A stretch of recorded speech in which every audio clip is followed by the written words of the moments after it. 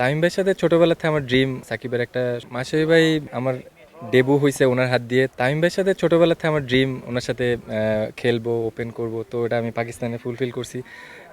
ওটা আমার ড্রিম বলতে পারেন, যে তামিম ভাইয়ের সাথে আমার ড্রিম ছিল যে ওপেন ব্যাটিং করা। তো ওনার ওনার কথা মনে পড়লে যে ড্রিম কাম ট্রু আছে না, তো এরকম। সাকিবের সাথে আমার ফার্স্ট হচ্ছে লিফটে বিপিএলে ঢাকা ডায়নামাইটসে আমার প্রথম সাক্ষাৎ হয়।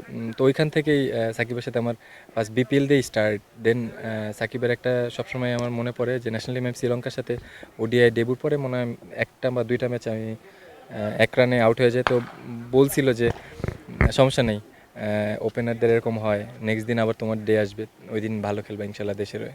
রিয়াদ ভাই সাপোর্টিভ অনেক, আর মুশফিক ভাই হচ্ছে অলওয়েজ। আমি ইন্ডিয়াতে যে 50 করছিলাম লাস্ট সিরিজের, মানে ইন্ডিয়া আমার ডেবু সিরিজের যে লাস্ট ম্যাচটা ছিল, ওই ম্যাচে আমি যে 50-এর সময় যে সুইপ মারছিলাম, তো আমাদের টিম মিটিং হয়, টিম মিটিংয়ে ভাই আমার কোশ্চেন করছিল যে ওটা কি আমার প্রি প্ল্যানিং ছিল নাকি আমি মোমেন্টামে গেছি।